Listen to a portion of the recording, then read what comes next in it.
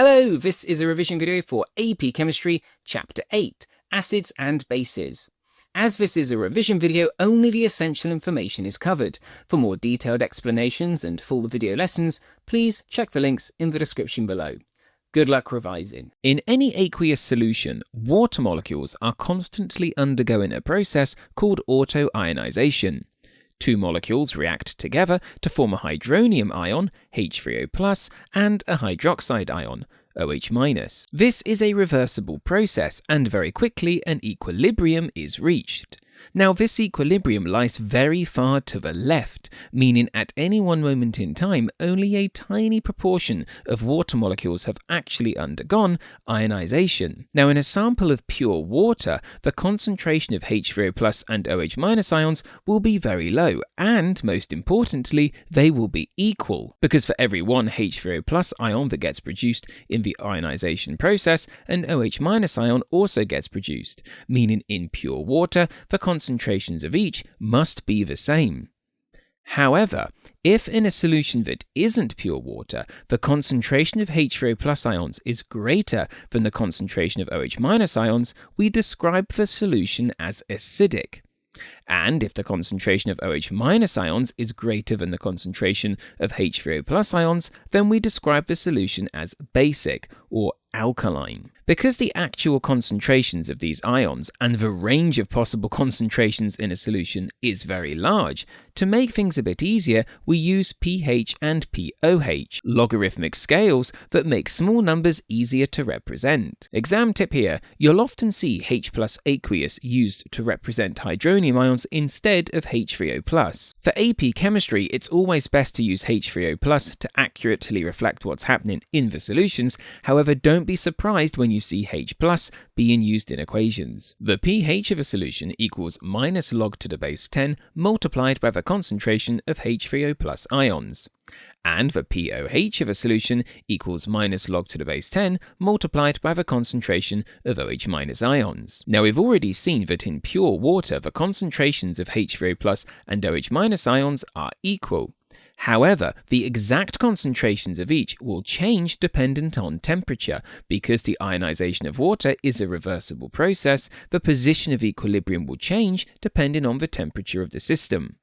Now, the position of this equilibrium can actually be described using something called Kw, the ionic product of water, where Kw equals the concentration of H3O+ ions multiplied by the concentration of OH- ions.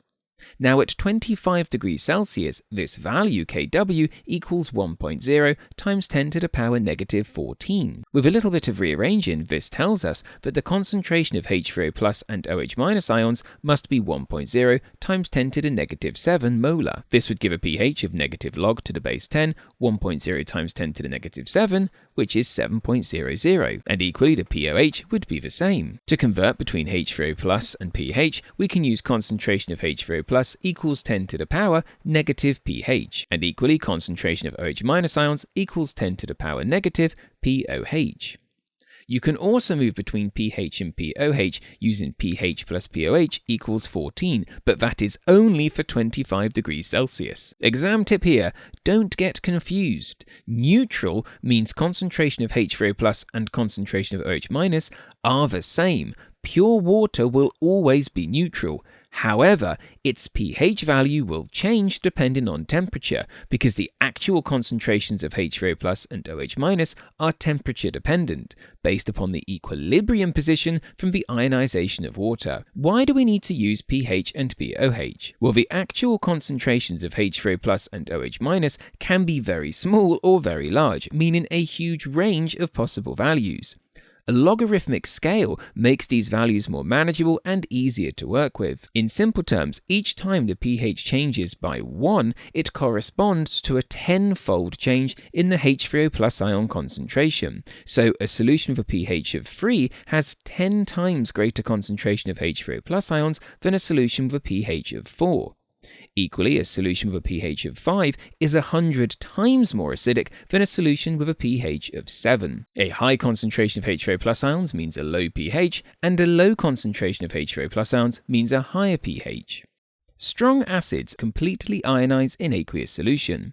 This means that when a strong acid dissolves in water, every molecule donates a proton, H+ ion, to a water molecule, forming hydronium ions, H3O+, and a negative conjugate base ion of the acid is left over. Examples of strong acids include hydrochloric acid, hydrobromic acid, nitric acid, and sulfuric acid. Because the ionization is complete, the concentration of hydronium ions in the solution is equal to the initial concentration of acid that dissolved. This makes it easy and straightforward to calculate the pH of strong acid solutions. For example, if a HCl solution of concentration 0.01 molar, the resulting concentration of H3O+ ions would also be 0.01 molar. The pH would then be pH equals minus log to the base 10 concentration of H3O+ ions, which would be minus log to the base 10 0.01.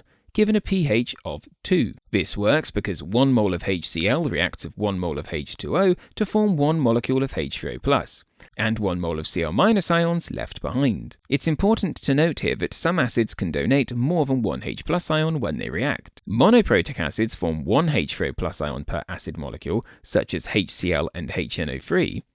Diprotic acids form 2 H3O+ ions per acid molecule, such as H2SO4, and triprotic acids can form 3 H3O+ ions per acid molecule, such as H3PO4. To calculate the pH of diprotic and triprotic acid solutions, you need to multiply the concentration of acid at the start by the number of H+ ions each acid can release when they react. Strong bases also dissociate or ionize completely in water to produce hydroxide ions, OH- ions. Group 1 hydroxides like sodium hydroxide and potassium hydroxide release 1 hydroxide ion per formula unit, whilst Group 2 hydroxides like calcium hydroxide and barium hydroxide release 2 hydroxide ions per formula unit. Just like we can use pH equals minus log to the base 10 concentration of H3O+ for strong acids, we can use POH equals minus log to the base 10 concentration of OH- for strong bases. Again, multiplying the concentration of initial base by the number of OH- ions each formula unit of base releases. So for example, a 0.05 molar sodium hydroxide solution would have a POH of 2.3. POH equals minus log to the base 10, 0.05. We can then convert that to pH using pH equals 14 minus POH, in this case 11.7. But remember that only works assuming we are at 25 degrees Celsius. Equally, a 0.05 molar barium hydroxide solution would have a POH of 2. Because this time each formula unit of BOH2 releases 2 hydroxide ions, so the concentration of hydroxide ions in the final solution will be twice the initial concentration of the BOH2 that dissolved. So if the initial concentration is 0.05, the concentration of OH- ions would be 2 times this, 0.01. POH would equal minus log to the base 10, 0.01, given a POH of 2. And again, if we assume 25 degrees Celsius, pH would equal 14 minus 2, which would be 12. Exam tip here. Always check the type of acid and base you are working with in a question. Is it a monoprotic, diprotic, or triprotic acid? And does the base provide more than 1 OH- ion per formula unit? And remember that temperature affects the value of Kw, meaning pH plus POH equals 14 is only valid at 25 degrees Celsius. A weak acid only partially ionizes in solution. This means at any one moment in time, only a small proportion of the acid molecules react with water to form hydronium ions, H3O+. As a result, the concentration of H3O+ ions in solution is much lower than the initial concentration of the acid added. An equilibrium is established between unionized acid molecules, Ha, their conjugate base ions, A-, and hydronium ions, H3O+. The equilibrium can be written as Ha plus H2O goes to form H3O plus and A-. For example, when ethanoic acid CH3COOH is added to water, an equilibrium is established that contains CH3COOH molecules, H3O plus ions, and CH3COO- ions.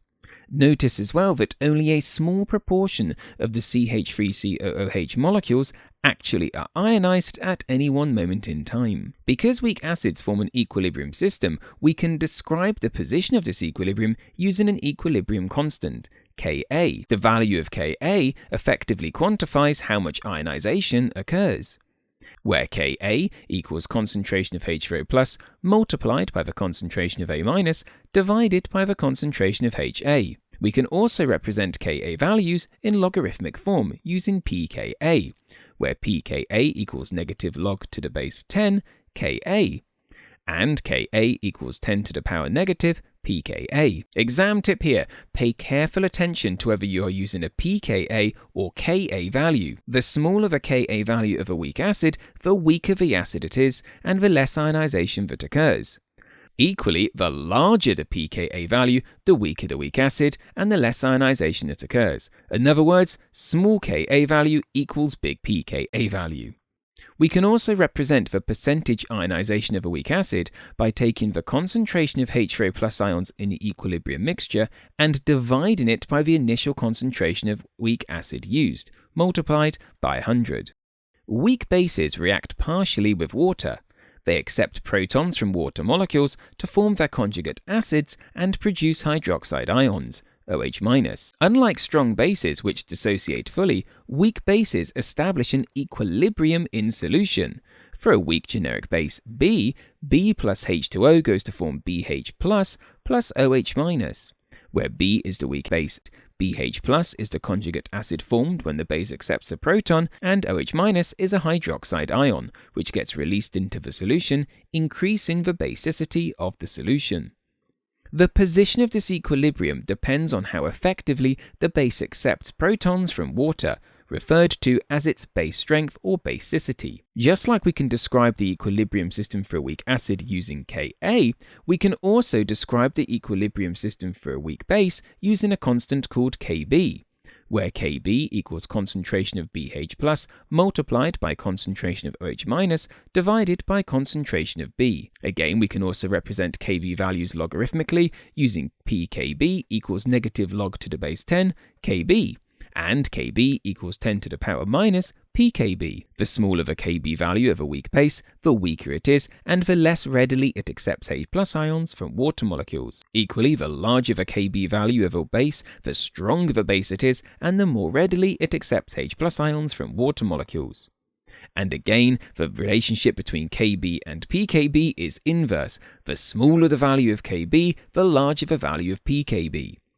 We can also express percentage ionization of a weak base using concentration of OH- ions in the mixture divided by the concentration of initial base multiplied by 100. As can be seen from the previous examples, acids and bases exist in conjugate pairs. If you know the strength of a weak acid and its Ka value, you can actually determine the base strength of its conjugate base, its Kb value, and vice versa. This gives some key relationships that you should know. Ka multiplied by Kb equals Kw, pKa plus pKb equals pKw, and specifically at 25 degrees Celsius, Kw equals 1.0 times 10 to the negative 14, and pKw equals 14.00. When a strong acid is mixed with a strong base, they neutralize each other in a complete reaction.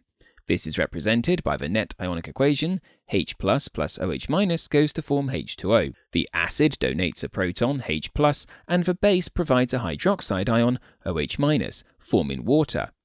A salt is also formed from the conjugate ions of the acid and base, but these ions are spectator ions and don't actually change during the reaction. When a weak acid reacts with a strong base, the reaction can be represented by the equation Ha plus OH- goes to form A- plus H2O. The reaction goes to completion, and all the Ha, the weak acid, reacts with OH- to form the A- and H2O. If the weak acid is in excess, a buffer system forms. If, however, the strong base is in excess, then the pH of the solution will be determined from the concentration of excess OH- ions left behind after the reaction is complete. If equal amounts of Ha and OH- react, then the conjugate base ion A- will be left over.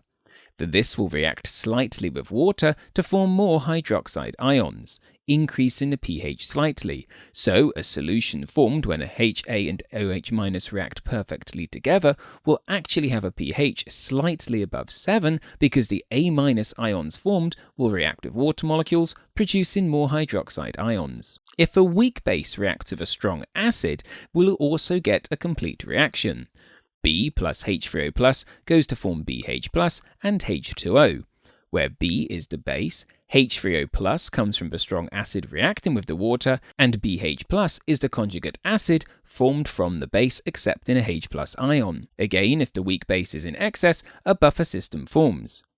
If the strong acid is in excess, then the pH will be determined from the concentration of H3O plus ions left over at the end. If equal amounts of B and H3O plus react together, only BH plus in the solution remains and will ionize slightly to form H3O plus. In other words, BH plus will react with H2O to form B and H3O plus. So the solution won't be completely neutral and will have a pH slightly lower than 7. Assuming 298 Kelvin. If a weak acid and a weak base react together, the reaction doesn't go to completion. Instead, there is an equilibrium established, where HA plus B is in equilibrium with A- and BH plus. The position of equilibrium and the final pH of the solution depends on the relative strengths of the acid and base. This can be determined from their Ka and Kb values. A buffer is a solution that resists changes in pH when small amounts of acid or base are added to it. Buffers work by having both a weak acid and its conjugate base, or a weak base and its conjugate acid. They are present in equilibrium. A titration is an analytical technique used to determine the concentration of an unknown solution, the analyte, by reacting it with a solution of known concentration, the titrant. Titrations are particularly useful when a reaction occurs completely and predictably between the two substances, for example, an acid-base reaction. The equivalence point in a titration occurs when the amount of titrant added exactly reacts with all of the analyte present at the start. The moles of titrant and analyte have been mixed in the correct stoichiometric ratio shown with the balanced reaction equation.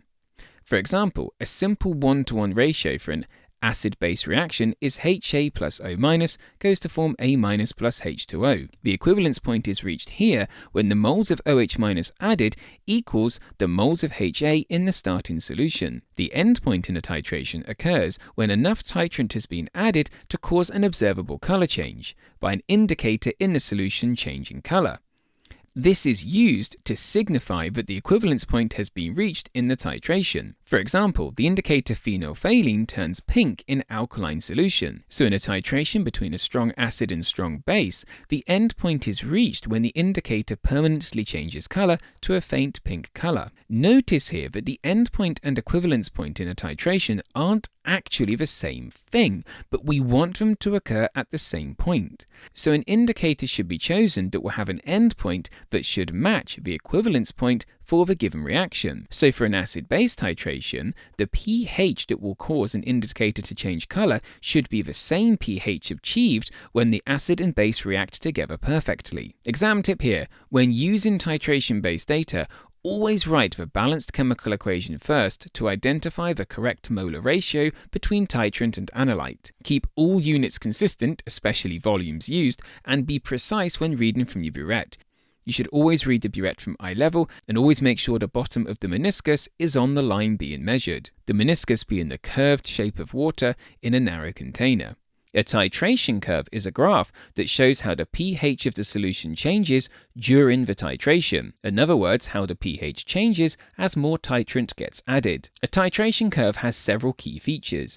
The initial pH of the starting solution is shown by the intercept with the y-axis. The steep region indicates a rapid change in pH that occurs around the equivalence point, and the final pH is the pH of the solution after excess titrant has been added. You should be aware of the different shapes of titration curves for acids and bases. A strong acid and strong base has an initial low pH because it's a strong acid to start with, and the equivalence point should be around pH 7 because it will be a neutral salt that gets formed, and the final pH will be high because an excess of strong base added will give a high pH of the final solution. For a weak acid with a strong base, the initial pH will be slightly higher because a solution of weak acid will have a higher pH than a solution of a strong acid. There is also something called the buffering zone. This occurs when there is a mixture of both the weak acid HA and its conjugate base A- in the solution. This forms a simple buffer system, so as more base gets added to the acid, the pH is buffered and doesn't change very much, meaning the graph looks a little bit flat during the buffering zone. The equivalence point will be slightly higher than pH 7 because the salt that gets formed is basic and will react with water molecules to produce hydroxide ions, meaning when the weak acid and strong base have completely reacted together, the solution won't actually be neutral because the salt that gets formed will actually react with water molecules to release more hydroxide ions. Again, the final pH will be high due to the excess of strong base. For a weak base and strong acid, it's a mirror image of a weak acid titration, but this time you start with a low pH because it's a strong acid, and the equivalence point will be lower than pH 7. Because at the equivalence point, the salt that gets formed will actually be acidic and will react in solution to release H+ ions, lowering the pH. And finally, for a weak acid and a weak base, the titration curve isn't very clear at all, and there is no sharp region where the equivalence point occurs. Because of this, weak acid and weak base reactions can't be used in titrations. The reaction doesn't actually go to completion. Polyprotic acids are able to donate more than one H+ ion in reactions. This means there are multiple equivalence points in their titration curves, one for each proton. Each steep region in the titration curve represents one H+ ion neutralization. For example, for a diprotic acid, H2A, with a strong base, the titration curve would show two sharp vertical sections. The first one will be for the acid reacting with hydroxide ions to produce HA- and H2O, and then the second one will be for HA- reacting with more OH- ions to form A- and H2O. pKa values can be estimated from half equivalence point between each stage, because at the half equivalence point, the concentration of HA and A- are the same. The strength of an acid depends on how readily it donates a proton, a H+ ion. This is influenced by two key factors: the polarity and strength of the hydrogen bond within the acid, so how easily the hydrogen bond to the acid can break, and the stability of the conjugate base, A- ion, that gets formed when the proton is lost. The more stable the conjugate base, the more the HA equilibrium favors dissociation, and the stronger the acid. Strong acids like HCl and HNO3 fully dissociate in water.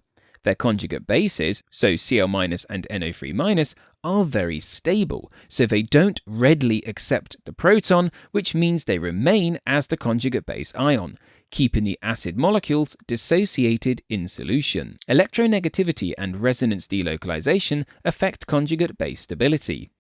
For electronegativity, a conjugate base is more stable if the negative charge is held by a more electronegative atom.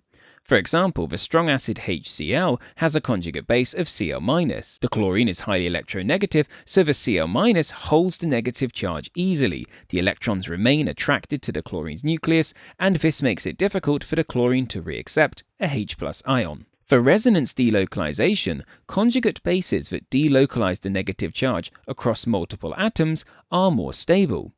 For example, carboxylic acids form conjugate base ions, RCOO-. The negative charge on the COO- is spread over two oxygen atoms via resonance, making it more stable. Electronegative atoms near the acidic proton, the hydrogen that gets donated by the acid, pull electron density away, polarizing the bond and making the H+ ion easier to remove. For example, in H2SO4, the presence of several electronegative oxygen atoms draws electron density away from the OH bond, polarizing it and weakening it, making it easier to break. Weaker bonds between the hydrogen and the rest of the acid molecule are easier to break, increasing acid strength, even if the electronegativity of the conjugate base is weaker. For example, as you go down group 7 for the hydrogen halides, hydrogen iodide is the strongest acid because the Hi bond is the weakest, the bond is easy to break, and the conjugate base ion is stable, meaning the acid readily reacts and releases a H+ ion. This can be summarized by a few key rules. Strong acids have very weak conjugate bases. They dissociate completely, and their conjugate bases are extremely weak, often inert in water. These anions are stabilized by electronegativity or resonance. Weak acids have weakly basic conjugate bases. Weak acids only partially dissociate, and their conjugate bases may readily accept H+ ions, often acting as weak bases in an equilibrium system. Strong bases have very weak conjugate acids. Strong bases such as group 1 and group 2 hydroxides fully dissociate in water to form OH- ions. Their conjugate acids, for example Na+ and Ca2+ ions, are neutral and don't react with water. Weak bases have moderately strong conjugate acids.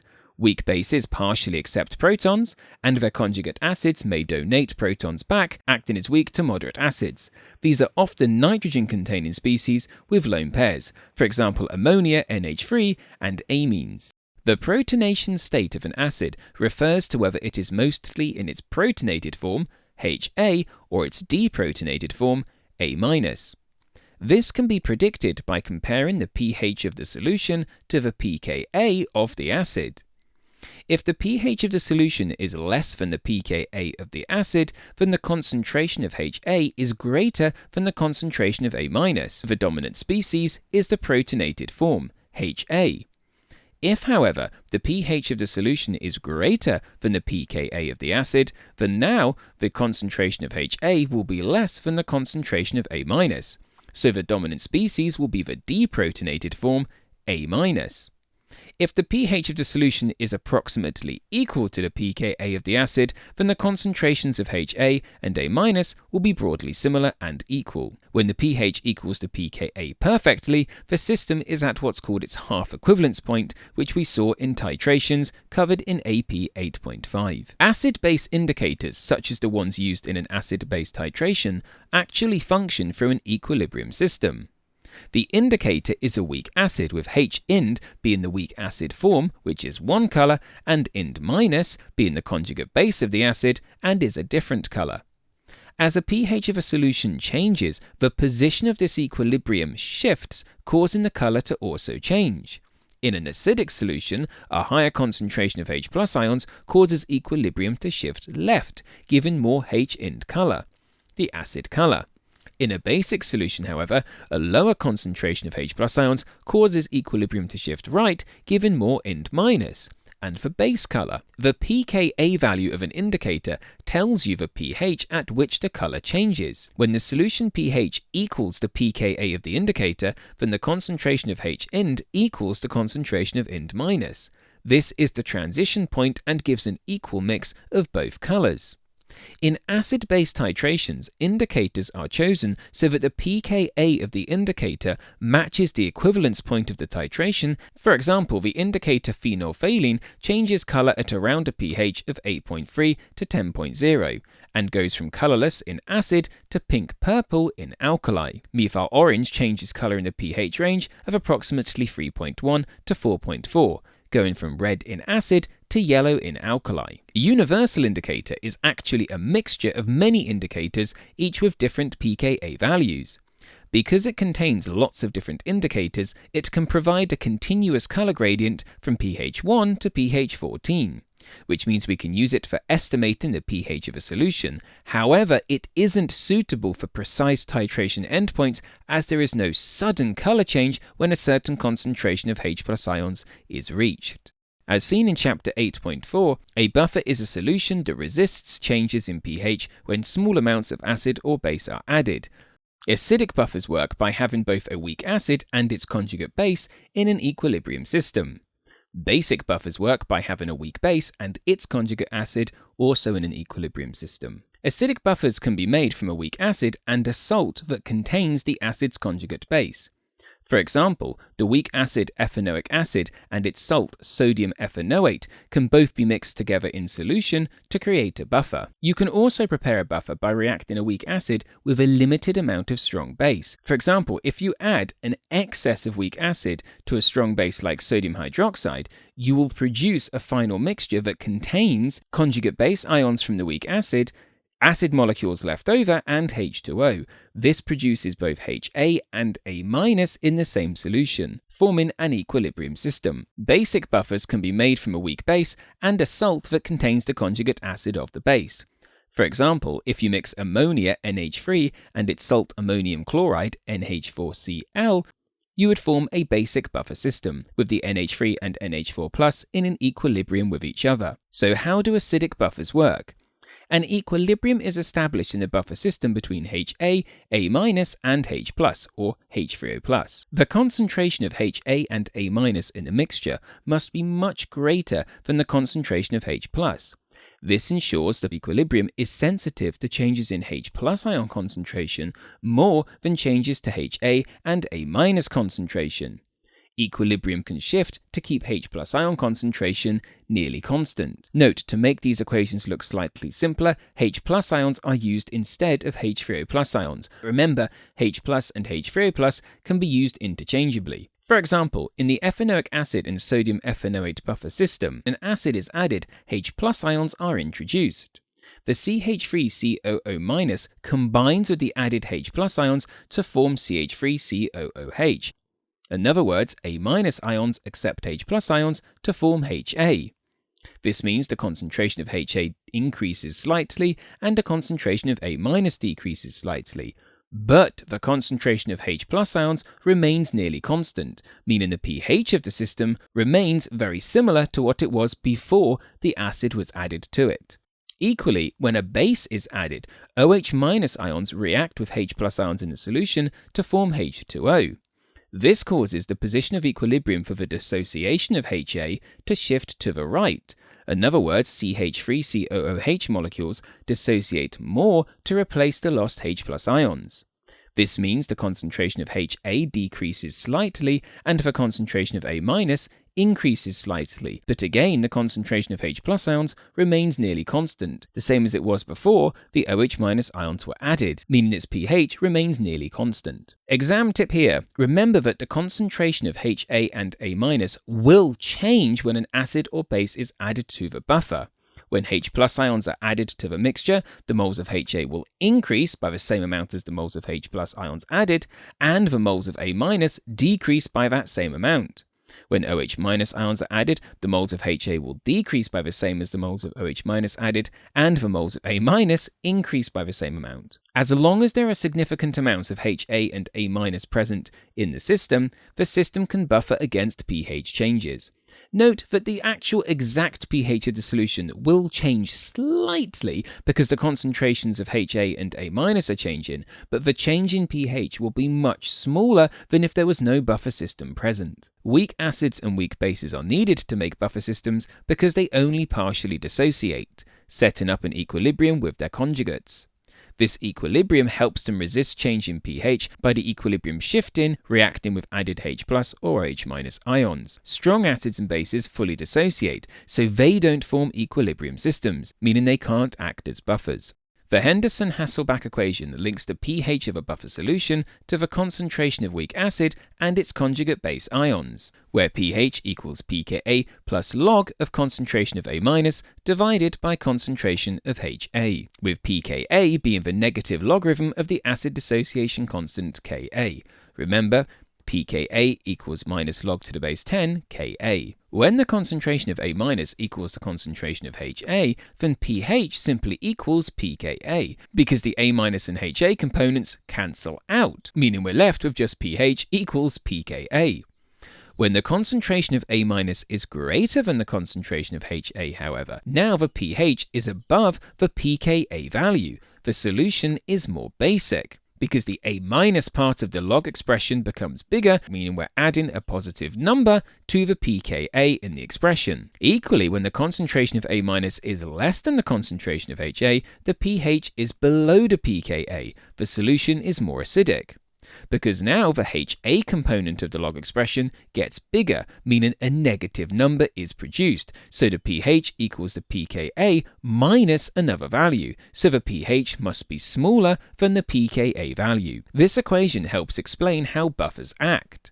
Because when small amounts of acid or base are added to a buffered solution, the ratio of A- to HA changes only slightly, and therefore the pH changes very little. This is why buffers are effective at resisting pH change. But eventually the concentration of A- and HA will change too much, and now this will start to have an impact on the pH, and the pH will change substantially, meaning the system can no longer buffer effectively. Buffer capacity is the amount of strong acid or base that a buffer can absorb without a large change in pH. It is basically a measure of the effectiveness of the buffer. The absolute concentrations of the weak acid HA and its conjugate base A- determine how much strong acid or base the buffer can neutralize.